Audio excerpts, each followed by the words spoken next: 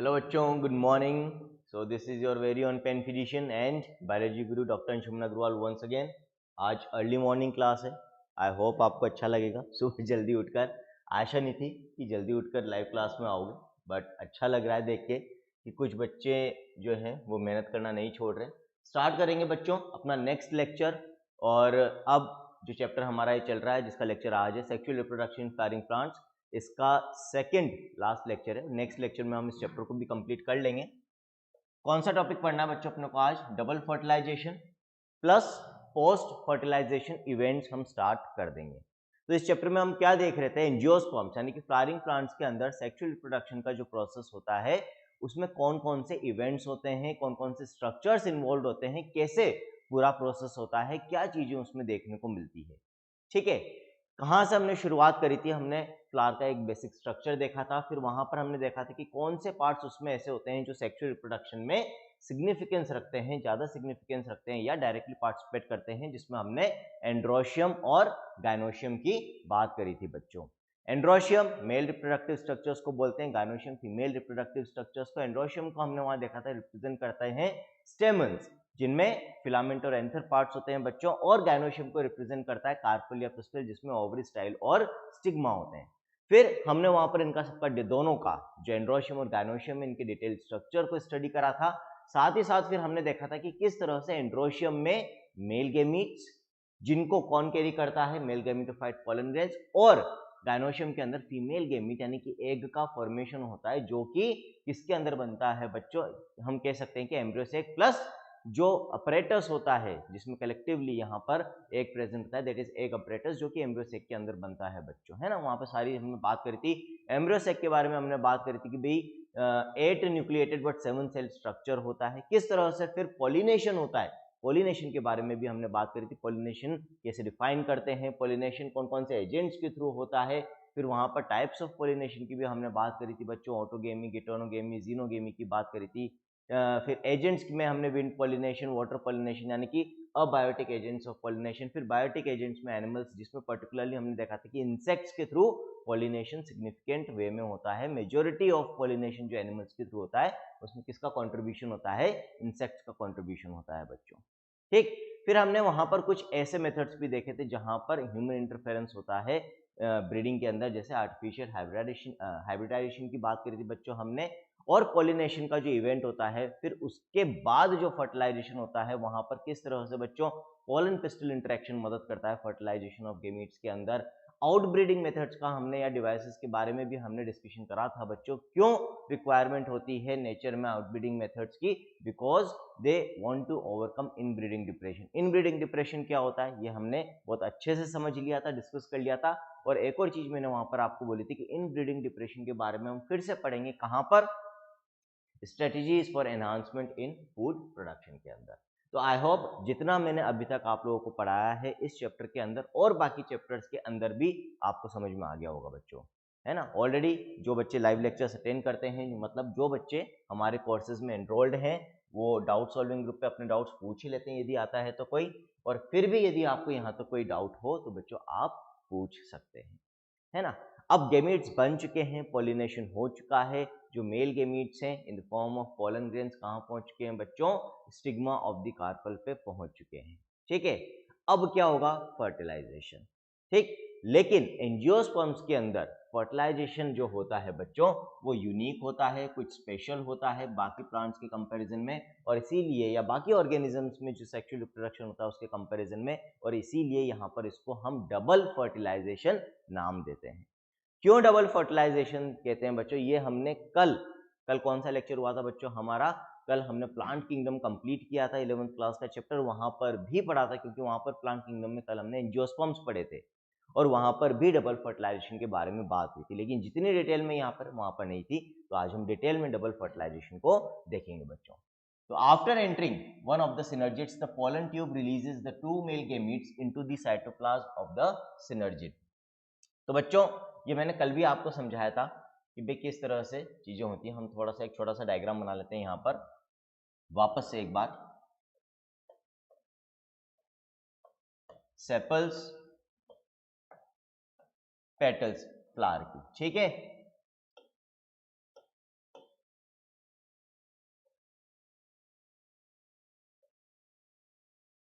ये पिस्टल है।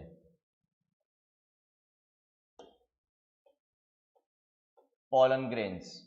अब पोलन ग्रेन्स बच्चों जब स्टिग्मा पर आते हैं तो यहां से ये एक पोलन ट्यूब बनाएंगे जो स्टिग्मा और स्टाइल से होती हुई ओवरी तक पहुंचेगी। ठीक है, ओवरी के अंदर इस समय क्या बन चुका होगा बच्चों? ओवरी के अंदर इस समय बन चुका है एम्ब्रियो सेक। ठीक है, यहां पर ये एंटीपोडल्स हैं बच्चों, यहां पर सिनर्जिड सेल्स है, और जो एग सेल है बच्चों जिसके साथ फ्यूजन होना है यहां पर, वो एग सेल कहां पर है? वो एग सेल यहां पर, this is the egg cell, है ना। ये फीमेल गेमिट हो गया। बीच में हमने बात करी थी क्या होते हैं बच्चों? दो पोलर न्यूक्लियाई होते हैं। तो ये जो पोलन ट्यूब यहां पर बन रही है बच्चों, ये पोलन ट्यूब स्टाइल और ओवरी से होती हुई कहां पहुंचेगी? इस एम्ब्रियो सैक में पहुंचेगी। और जो माइक्रोपाइलर एंड होता है बच्चों, जिधर की तरफ एग अपरेटस होता है, मतलब सिनर्जिड सेल्स और एग सेल होती है, उस एंड से ये पोलन ट्यूब अंदर की तरफ एंटर करेगी। इसको एंटर करने में सिनर्जिड सेल के फिलीफॉर्म अपरेटस मदद करते हैं, ये भी मैं आपको बता चुका हूं बच्चों, प्रीवियस लेक्चर्स में हम डिस्कस कर चुके हैं। और इस पोलन ट्यूब के अंदर ये जो पोलन ग्रेन्स हैं बच्चों क्या रिलीज कर देंगे? अपने मेल गेमीट्स को रिलीज कर देते हैं। कितने मेल गेमीट्स होते हैं हर पोलन ग्रेन के अंदर? दो होते हैं। क्यों? क्योंकि हमने जब पोलन ग्रेन का स्ट्रक्चर देखा था तो हमने कहा था पोलन ग्रेन या तो 2 सेल स्टेज में शेड ऑफ होता है या 3 सेल स्टेज में शेड ऑफ होता है।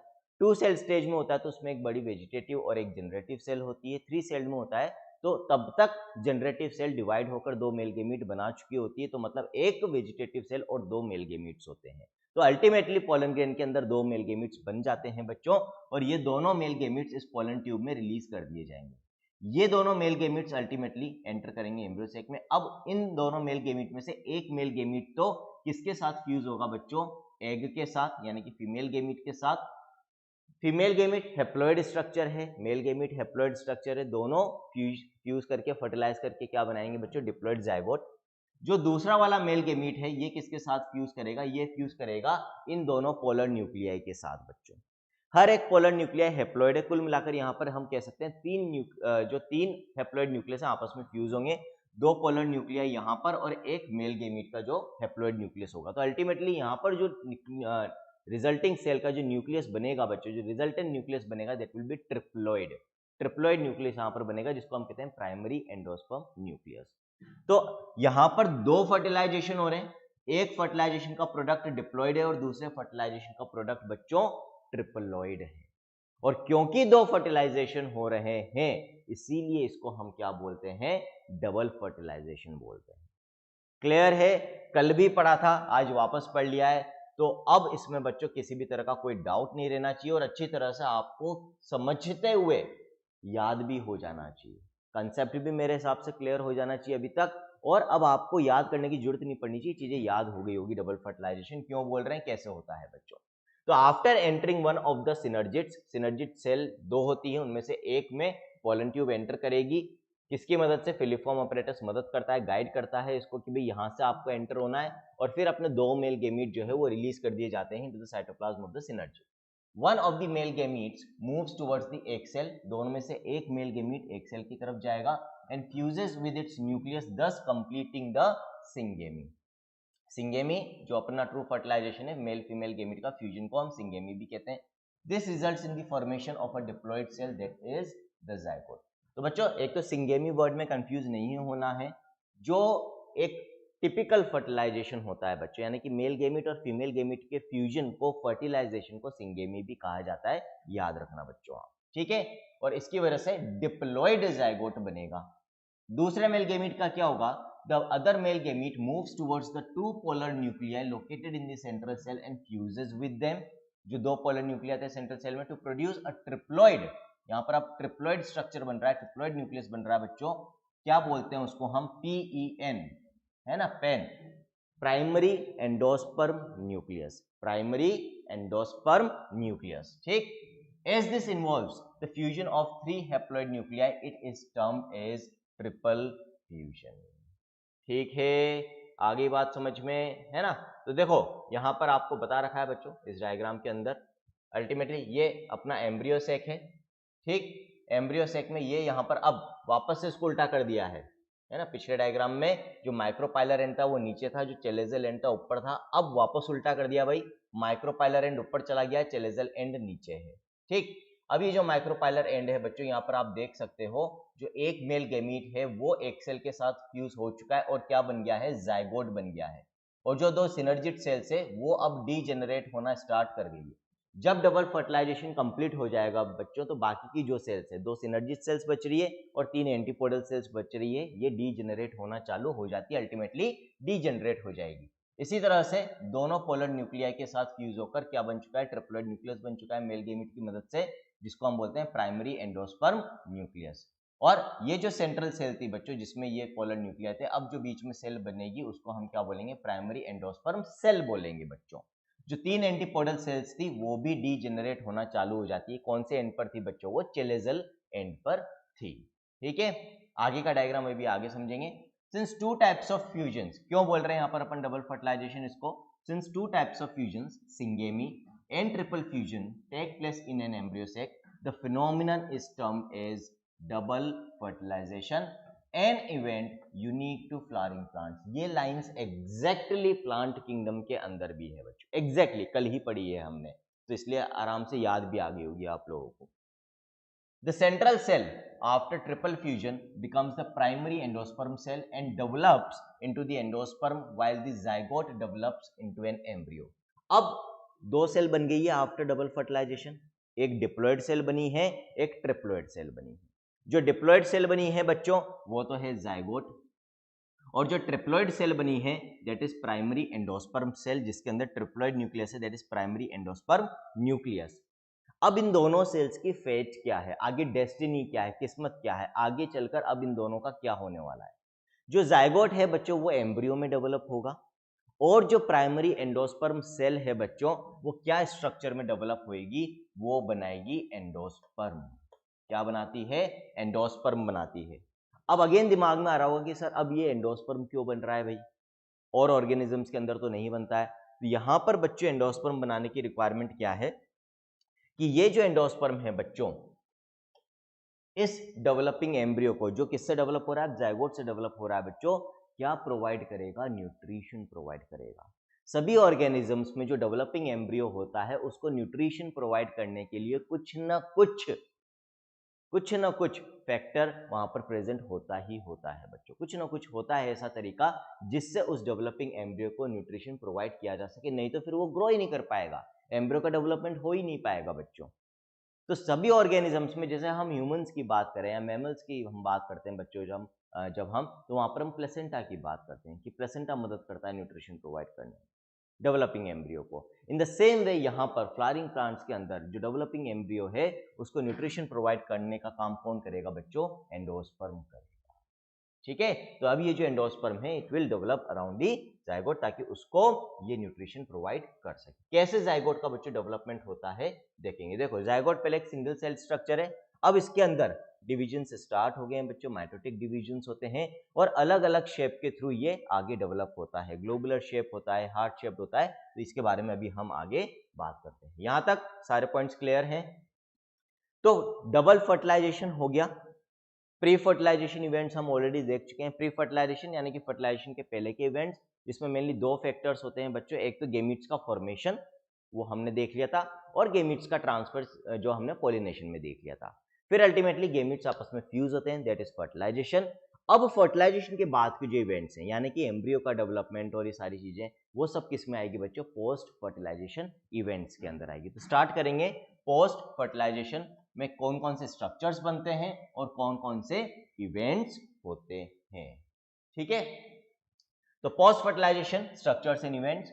Following double fertilisation events of endosperm and embryo development, maturation of ovules into seeds and ovary into fruit are collectively termed post fertilization events। तो fertilisation के बाद क्या क्या हो रहा है देखो, एंडोस्पर्म बन रहा है, एम्ब्रियो का डेवलपमेंट होगा, ओव्यूल्स का मैच्योरेशन होगा इनटू सीड्स। ओव्यूल से क्या बनते हैं, सीड बनते हैं, ये ऑलरेडी हम बात कर चुके हैं। और ओव्यूल के अराउंड जो ओवरी वाला पार्ट है उससे क्या बनता है बच्चों, फ्रूट बनता है। तो सीड फॉर्मेशन, फ्रूट फॉर्मेशन, ये दोनों फर्टिलाइजेशन के बाद होगी, तो किस में आएंगे, पोस्ट फर्टिलाइजेशन इवेंट्स में आएंगे। और ये होंगे कैसे? जाइगोट के डेवलपमेंट से एम्ब्रियो बनता है, फिर अल्टीमेटली ओव्यूल से सीड बनेगा बच्चों, और उसके अराउंड ओवरी से फ्रूट बनेगा। और एम्ब्रियो का डेवलपमेंट तब हो पाएगा जब उसको कौन प्रोवाइड करेगा? न्यूट्रिशन, एंडोस्पर्म, यानी कि एंडोस्पर्म के बिना एम्ब्रियो का डेवलपमेंट होना भी पॉसिबल नहीं है। तो अभी आगे क्वेश्चन एनसीईआरटी खुद पूछती है कि भाई एंडोस्पर्म क्यों बनता है, तो वो तो मैंने आपको रीजन बता दिया। अब एक और क्वेश्चन यहाँ पर अराइज होता है, डबल फर्टिलाइजेशन देखो साइमल्टेनियस हो रहे हैं, एक ही समय पर जाइगोट भी बन रहा है, एक ही समय पर प्राइमरी एंडोस्पर्म सेल भी बन रही है। अब सवाल ये उठता है कि पहले एम्ब्रियो का डेवलपमेंट स्टार्ट होगा या पहले एंडोस्पर्म का डेवलपमेंट स्टार्ट होगा, और दोनों में से बनेगा भी पहले कौन, कंप्लीट कौन करेगा अपना डेवलपमेंट? तो ऑब्वियसली बच्चों यहाँ पर आपको अपना दिमाग यूज करना है। यदि आप दिमाग यूज करो, लॉजिकली सोचो, तो बहुत इजीली आप बता सकते हो बिना एंडोस्पर्म के डेवलपमेंट के एम्ब्रियो डेवलपमेंट पॉसिबल नहीं है, क्योंकि एम्ब्रियो के न्यूट्रिशन के लिए एंडोस्पर्म का होना जरूरी है।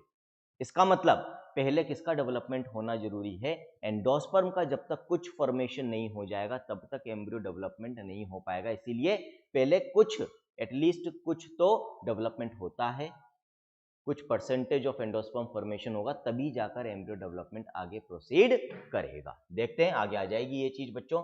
पहले हम किसके बारे में बात करेंगे? पहले हम बात करेंगे बच्चों एंडोस्पर्म के बारे में। एंडोस्पर्म डेवलपमेंट प्रीसीड्स, देखो पहली लाइन ही यहां पर आ गई है, प्रीसीड का मतलब होता है पहले होना। तो एंडोस्पर्म डेवलपमेंट जो है वो किसको प्रीसीड करता है, किसके पहले होता है? एम्ब्रियो डेवलपमेंट के पहले होता है बच्चों, ठीक है। The primary endosperm cell divides repeatedly and forms a triploid endosperm tissue. Primary endosperm cell single cell structure है, पहले तो जब शुरुआत में बन रहा तब तो एक ही सेल है, वो बार बार डिवाइड करेगी, कलेक्शन ऑफ सेल्स बनाएगी, कलेक्शन ऑफ सेल्स टिश्यू कहलाता है बच्चों। तो क्या बन जाएगा? एंडोस्पर्म टिश्यू बन जाएगा, जो कैसा है? डिप्लॉइड टिश्यू है, ट्रिप्लॉइड टिश्यू है बच्चों, ट्रिप्लॉइड टिश्यू है। और ये एंडोस्पर्म टिश्यू फिर किसको न्यूट्रिशन प्रोवाइड करेगा? डेवलपिंग एम्ब्रियो को। The cells of this tissue are filled with reserve food materials, क्योंकि एंडोस्पर्म का काम न्यूट्रिशन प्रोवाइड करना है। तो ये जो एंडोस्पर्म स्ट्रक्चर है, जो कि एक ट्रिप्लॉइड टिश्यू है, इसकी जो सेल्स है बच्चों, हर सेल के अंदर क्या मिलेगा आपको? Reserve food material, stored food material आपको मिलेगा। And these cells of the endosperm tissue are used for the nutrition of the developing embryo. ठीक, इंपॉर्टेंट टॉपिक है बच्चों ये। In the most common type of endosperm development, the PEN यानी कि primary endosperm nucleus undergoes successive nuclear divisions to give rise to free nuclei. This stage of endosperm development is called free nuclear endosperm. Free nuclear divisions की हम कई बार बात कर चुके हैं बच्चों, है ना। हमने जब एम्ब्रियो सेक डेवलपमेंट देखा था, वहां पर भी हमने देखा था पहले फ्री न्यूक्लियर डिवीजन्स पे, बाद में सेल वॉल फॉर्मेशन होती है और सेल्स का फॉर्मेशन होता है एम्ब्रियो सेक के अंदर। इन द सेम वे यहाँ पर एनसीईआरटी क्या कह रही है कि देखो वैसे तो एंडोस्पर्म डेवलपमेंट में कुछ वेरिएशंस आपको देखने को मिल सकती है, लेकिन जो मोस्ट कॉमन टाइप ऑफ या मोस्ट कॉमन तरीका जो है, मेथड जो है एंडोस्पर्म डेवलपमेंट का, वो क्या तरीका है बच्चों? सबसे कॉमन तरीके में एंडोस्पर्म जब बनता है तो प्राइमरी एंडोस्पर्म सेल थी, सबसे पहले एक सेल थी जिससे पूरा एंडोस्पर्म टिश्यू बनेगा। तो वहां पर प्रॉपर कंप्लीट सेल डिविजन्स नहीं होते हैं, फ्री न्यूक्लियर डिविजन्स होते हैं। यानी कि जो प्राइमरी एंडोस्पर्म सेल है, यहाँ पर इस डायग्राम में ही हम देख लेते हैं, ये प्राइमरी एंडोस्पर्म सेल है बच्चों, बीच वाली, तो ये इसका न्यूक्लियस है। तो ये न्यूक्लियस डिवाइड होगा और बहुत सारे न्यूक्लियस बनाएगा। इनके आसपास अभी वॉल फॉर्मेशन नहीं हो रही है, ठीक है। तो जब न्यूक्लियर डिविजन्स हुए जा रहे हैं विदाउट द फॉर्मेशन या laying down of the walls, तब हम इसको कहते हैं फ्री न्यूक्लियर डिवीजन बच्चों। तो मोस्ट कॉमनली जो एंडोस्पर्म डेवलपमेंट होता है उसमें पहले कह रहा हूं, सिर्फ नहीं कह रहा हूं, है ना, बाद में वॉल फॉर्मेशन भी होगी, लेकिन पहले क्या होता है? यूजुअली फ्री न्यूक्लियर डिवीजन आपको देखने को मिलेगा बच्चों, ठीक है। आगे बात समझ में यहां तक, आगे देखते हैं हम। So, in the most common type of endosperm development, the pen undergoes successive nuclear divisions to give successive, एक के बाद एक बच्चों, successive word का मतलब होता है एक के बाद एक, continuously successive nuclear divisions to give rise to free nuclei. This stage of endosperm development is called free nuclear endosperm. Subsequently, ultimately फिर सेल वॉल फॉर्मेशन होगी बच्चों। तो मैंने क्या बोला था? पहले फ्री न्यूक्लियर डिवीजन होगा, सिर्फ फ्री न्यूक्लियर डिवीजन नहीं हो रहा है, उसके बाद फिर वॉल फॉर्मेशन भी होती है and the endosperm becomes cellular. शुरुआत में सिर्फ एक ही सेल के अंदर बहुत सारे न्यूक्लियाई बन गए तो हम उसको सेलुलर टिश्यू नहीं बोल सकते। जब वॉल फॉर्मेशन होकर बहुत सारी सेल्स बन जाएगी एंडोस्पर्म टिश्यू में तो हम कह सकते हैं कि अब ये एक सेलुलर टिश्यू बन गया है, जो कि एक ट्रिप्लोइड टिश्यू है क्योंकि ट्रिप्लोइड सेल्स है। The number of free nuclei formed before cellularization varies greatly.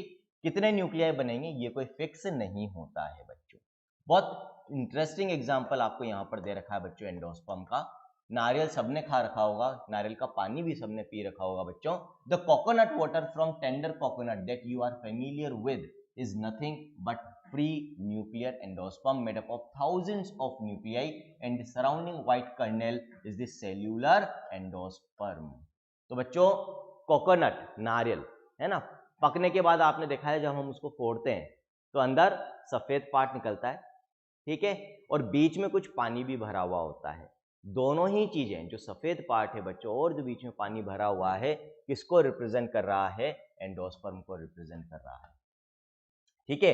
लेकिन अंतर क्या है? जो बीच में पानी वाला पार्ट है वो फ्री न्यूक्लियर एंडोस्पर्म को रिप्रेजेंट कर रहा है। अभी तक उस वाले पार्ट में वॉल फॉर्मेशन नहीं, वॉल फॉर्मेशन होगी तो फिर वो लिक्विड फॉर्म में रहता ही नहीं, फ्लूइड फॉर्म में रहता ही नहीं, है ना।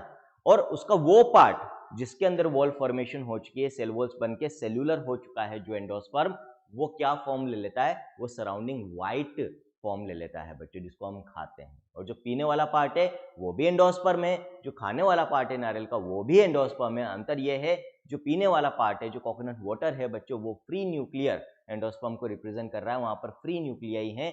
और जो खाने वाला पार्ट है व्हाइट वाला पार्ट बच्चों, वो सेल्यूलर एंडोस्पर्म को रिप्रेजेंट कर रहा है। मतलब वहां पर after free nuclear division cell wall formation भी हो चुका है इंटरेस्टिंग एग्जांपल। तो यहां तक बच्चों कोई डाउट हो तो बताओ, क्लियर है सारी चीजें? किसी तरह का कोई डाउट? बेटा कोई भी डाउट हो प्लीज बता देना। आगे देखते हैं।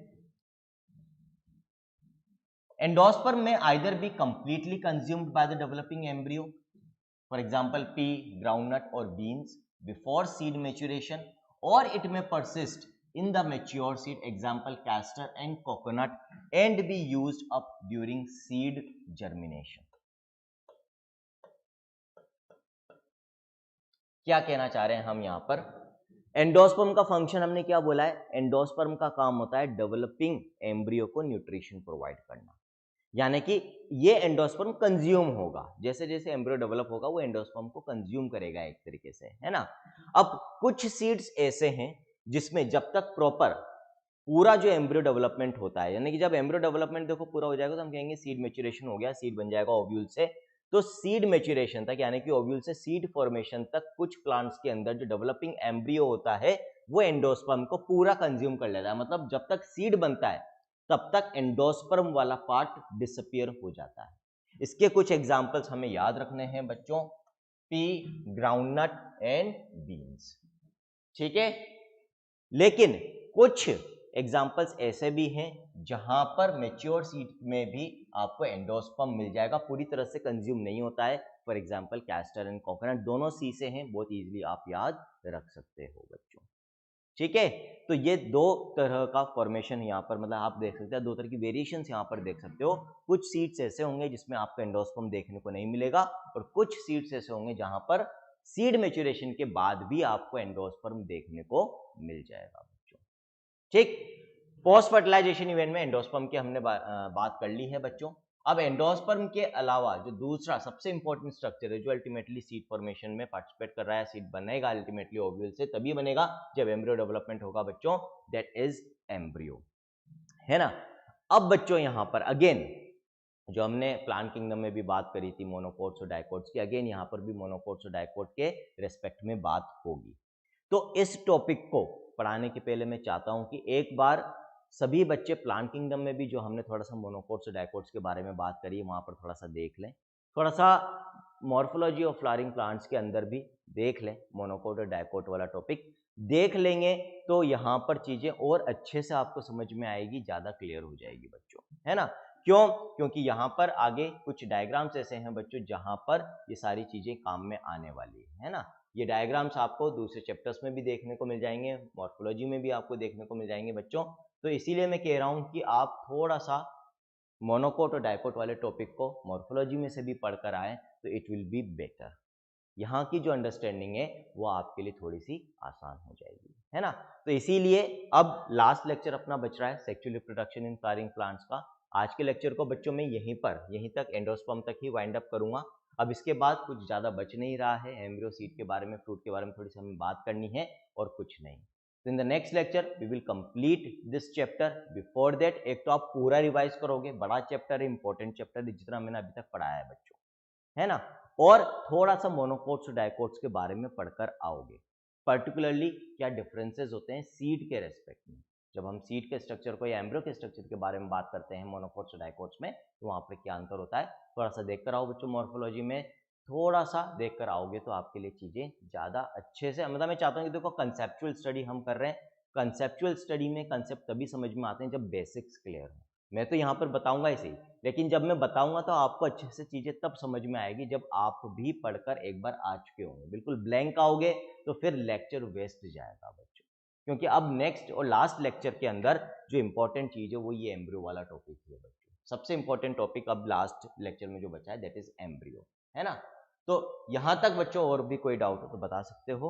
सब कुछ क्लियर? चलो ठीक है। तो पढ़ाई अच्छी से चली रही है, जो बच्चे प्रॉपर रिकॉर्ड बना रहे हैं, टाइम टेबल फॉलो कर रहे हैं, डेफिनेटली उनका सिलेक्शन होगा बच्चों।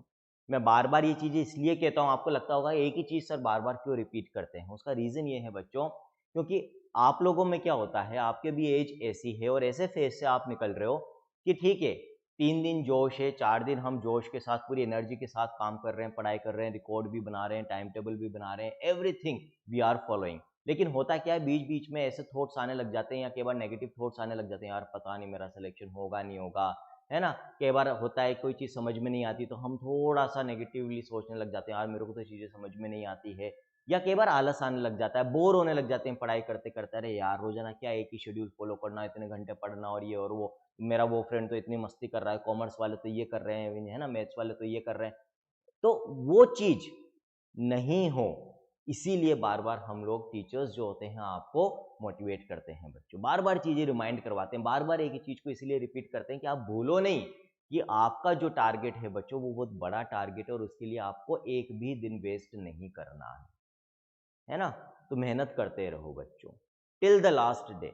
जब तक हमारा एग्ज़ाम क्लियर नहीं हो जाएगा ना बच्चों, हम एग्ज़ाम नहीं दे आएंगे अच्छे से, तब तक हमें मेहनत करनी है। और इसीलिए मैं रोज़ाना आपको याद दिलाता भी रहूँगा कि हमें मेहनत करना नहीं छोड़ना है बच्चों, नहीं छोड़ना है, चाहे कुछ भी हो जाए।